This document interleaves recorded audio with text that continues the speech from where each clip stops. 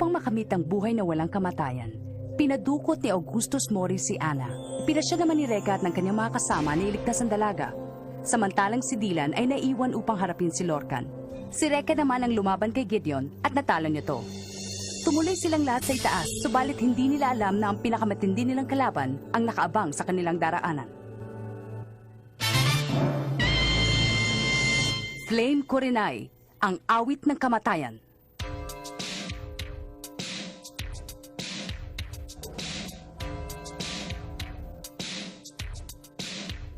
Rekka, aalis ka sa palasyong ito na isa ng bangkay. Tanggapin mo ito! Flame power!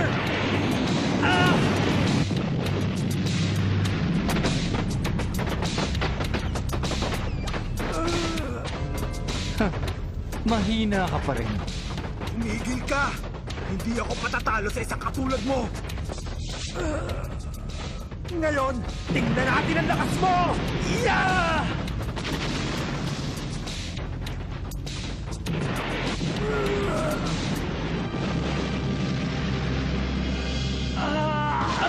Rekka!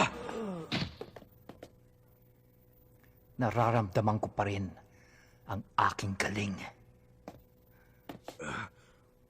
Huwag ka magbuhat ng sarili mong bangko. Mabuti pa! Tapusin na natin yan! Tatlo tayo laban sa kanya. Hindi mananalo yan. Kawawa ka naman. Hindi ko inaasahan na ang kanyang kapangyarihan ay magiging kasing lakas ng sa akin.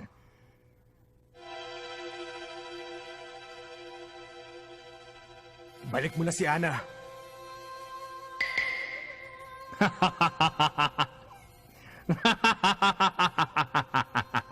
Ano kayang nakakatawa? Pag ako nainis, tatanggalin ko na yung maskarang yan. Tumigil ka.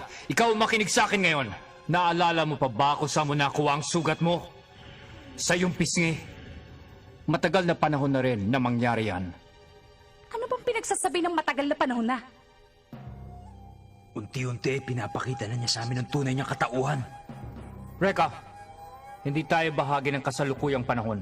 Kung naalala mo pa, ako ang may gawa ng sugat mong yan. Nabuhay tayong dalawa. Noong sinaunang kapanahon ng maraming siglo na ang nakakaraan. Na mga panahong yon, bahagi tayo ng isang pangkat na kung tawagin ay angkan ng mga Hokage ninja. Hindi ko alam kung anong sinasabi mo. Wala rin akong pakialam kahit anong siglo at saan ang kana ko nabibilang. Ang pinakamahalaga lang ngayon ay mabawi ko ang aking prinsesa! Ah! Rekka, hindi mo ba alam na nag-aaksaya ka lang ng iyong lakas? Ang kapangyarihan mo ay katumbas lang ng aking pinakamahinang lakas.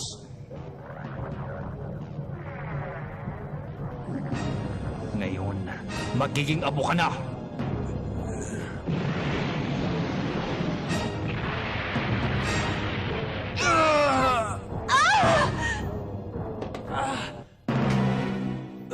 Binubusan niya ang kanyang lakas.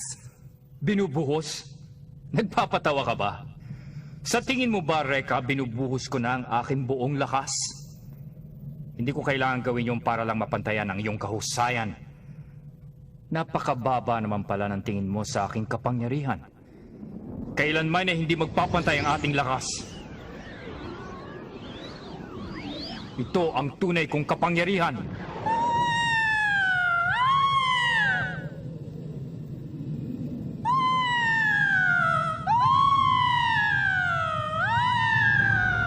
Siya si Kurenai.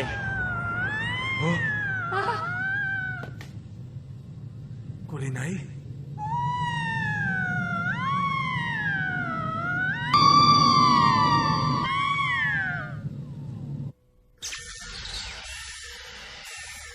Tingnan nyo, ang mga makina.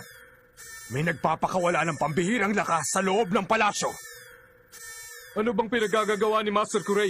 Hindi ba niya alam na baka madisgrasya tayong lahat dito? Ano nang nangyayari? Nabidelikado na si Narek at ang kanyang mga kasama.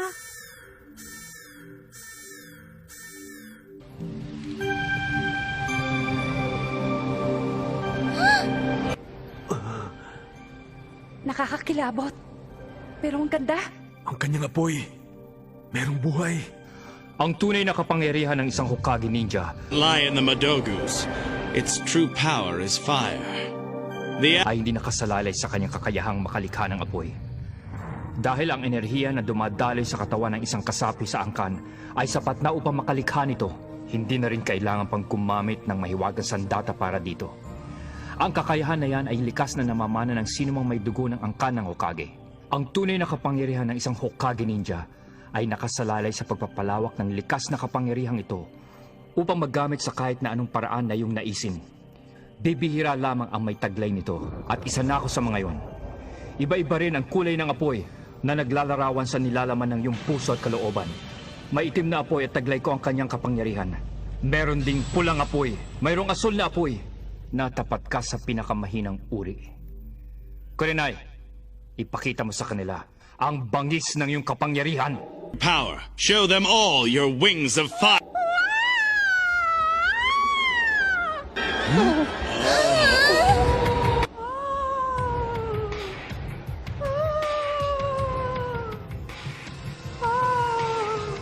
Alisto kayo! Mabilis na to! Sige! Takbo na!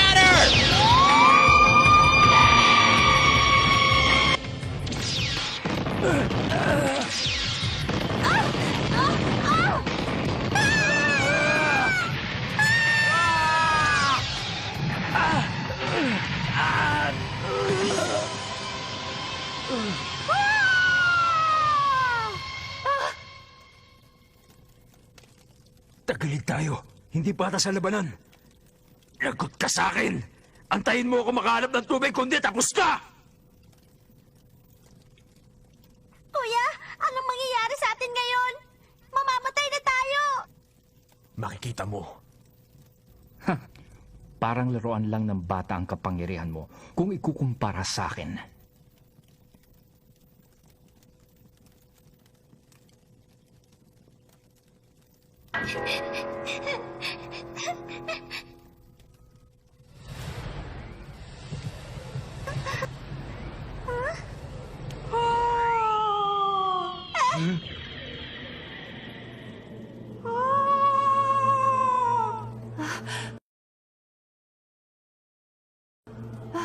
Si Lola! Lola, tumakas ka na! Tama ka na, Reka. Hindi sa lahat ng pagkakataon ay kaya mong iligtas ang iyong mga kaibigan.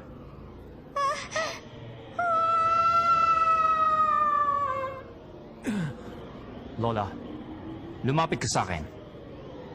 Kuya Kuray! Nagkasala ka. Kailangan pagbayaran mo yan ng iyong buhay. Sa ngayon ay wala ka ng silbi para sa akin. Lola!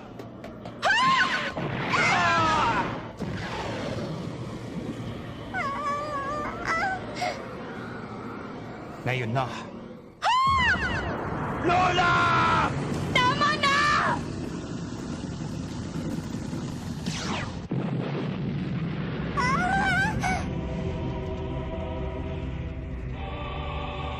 Reka!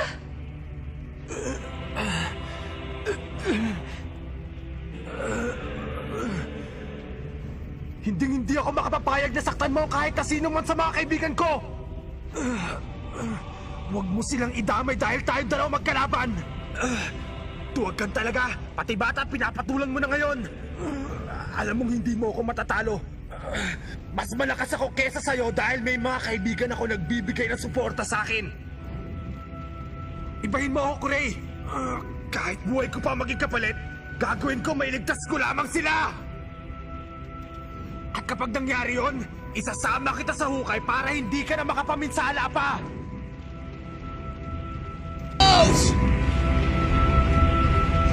Tapos ka na ba?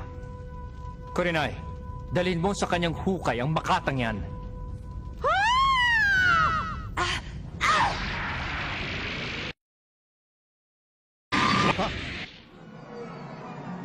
Tagapamahala ng Fuji. Ako si Ira. Isa sa mga kaibigan ni Reka.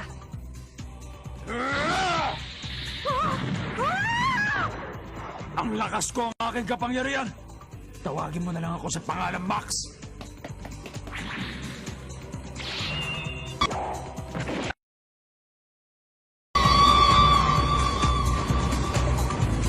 Tokia! Napadaan lang ako eh. At napansin ko na nangangailangan kayo ng tulong. Kaya nandito ako. Humihina na siya. You're only antagonizing Kurenai. Let's see what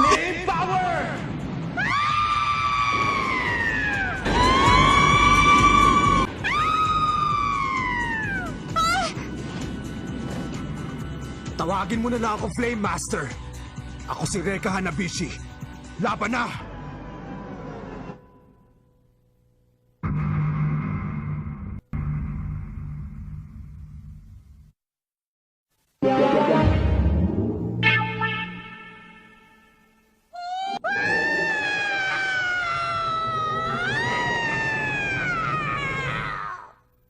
Yes!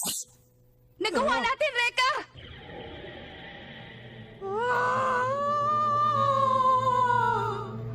Anong? Bakit hindi siya namamatay? Hindi niyo mapapatay si Kurenai. creature? It's just fire that's taken a human form. It's only natural that she can't be. Maaari ko siyang likain ng paulit-ulit. Asar na talaga ako sa'yo! Makikita mo! Aray, aray! Sandali lang, Reka. Alam mo ba kung anong ginawa mo? Pinahiya mo ako sa mga tao! Sa kalagayan mo ngayon, hindi mo matatalo si Kurenai. Dahil mas malakas ang kanyang kapangyarihan kaysa sa'yo. Kailangan nating umisip ng paraan para matalo sila. Eh, paano na nga? Hindi mo ba natatandaan? Ang sinabi sa atin ni Emma noon, kailangan nating magbuklod. Para matalo natin ang kalaban. Ibig mo sabihin, apat tayo laban sa isa? Kailangan magsama-sama ang ating mga lakas. Dahil kung hindi, baka hindi mo na mailigtas ang mahal mong prinsesa. Maliwanag na ba ang lahat, Reka?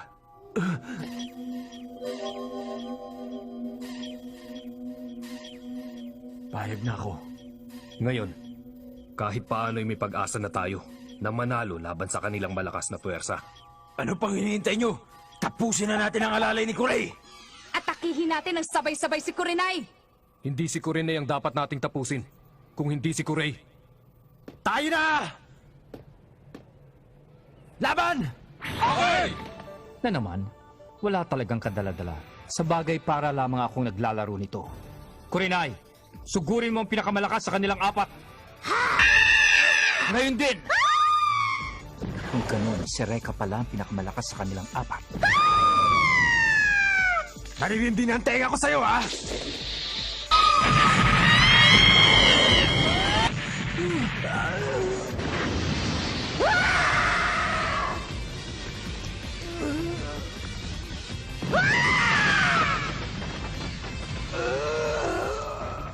Ako nang bahala dito! Kayo na kay Kurei!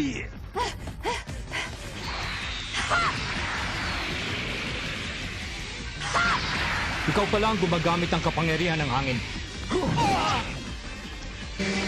Nawala. An illusion? Inaamin ko, napahanga niyo ako sa inyong lakas. Pero kahit magsama-sama pa kayo, hindi niyo ako matatalo. Si Reka ay kasulukuyang nililigpit ni Kurenai.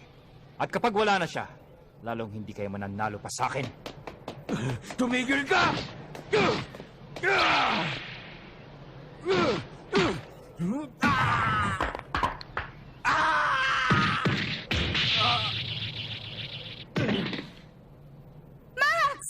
Tapos na ang isa.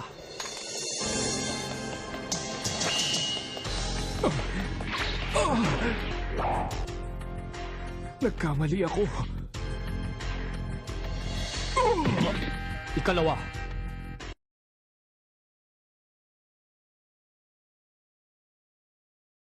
Si Dylan.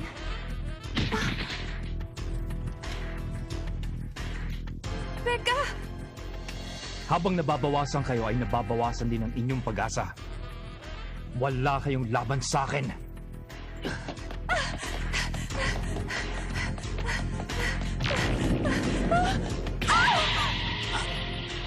Babae ka man ay hindi kita patatawarin. Ate Eva! Takas na! At yan ay ikaapat. Natalo na kayo ni Kurenai pero hindi pa rin kayo nagtanda. At paano nyo naman naisip na mananalo kayo sa akin? Gayong mas malakas ako ng di hamak kay Kurenai. Akala ko pa na may maaaliw ako ng gusto sa pakikipaglaban sa inyo. Na hindi man lang kayo umabot sa inaasahan kong palabas na ibibigay nyo. Kurenai, ikaw na ang tumapos sa taksil na batang yan. Pagkatapos bumalik ka na, sa iyong pinanggalingan, meron pa akong asikasuhin. Hoy, duwag!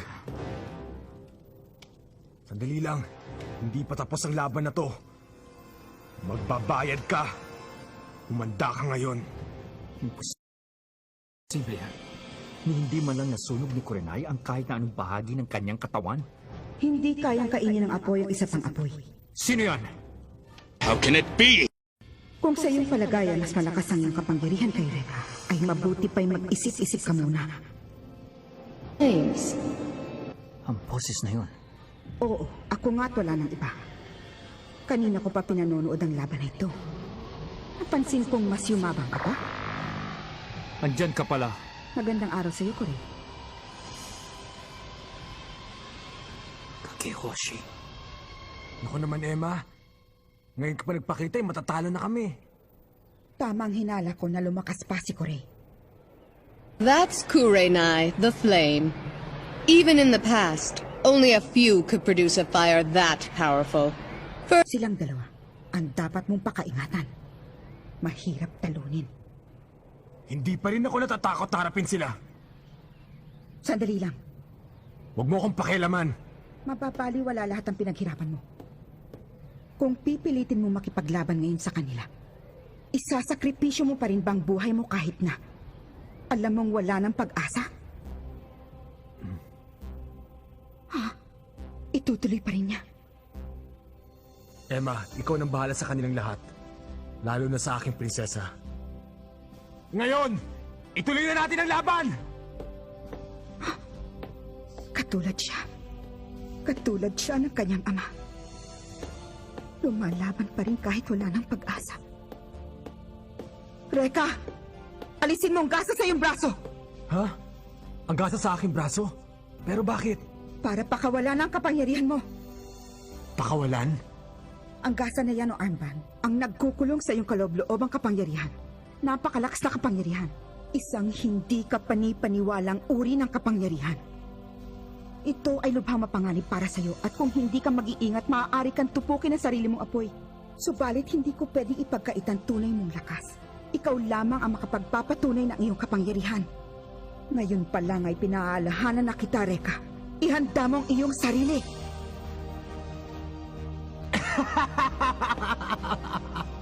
Yun naman pala eh. Ang tagal-tagal ko nang iniisip kung para saan ito. Sige!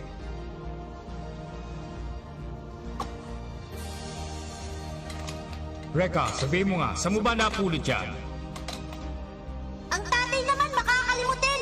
Hindi ba baby pa lang meron na ako nito? Hindi ko nga alam kung para saan to eh! Ngayon alam ko na. Lalabas na ang tunay kong kapangyarihan. Pakihawak sandali! Flame power!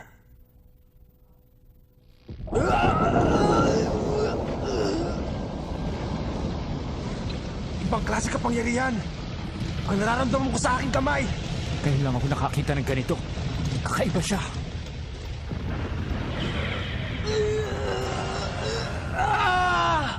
Pakiusap, huwag niyo pong pababayaan si Reka.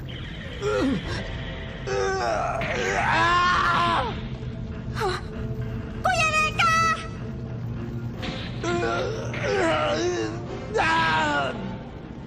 Reka!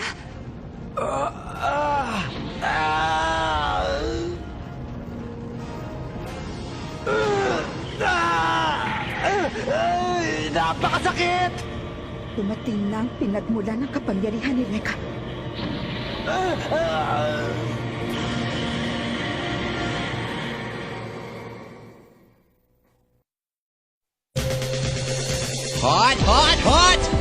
My arm's burning!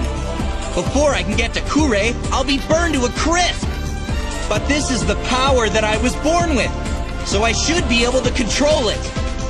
No way am I going down in flames. I'll show him what I'm made of. Next, the ultimate fire, the legendary dragon. My heart is burning with fire!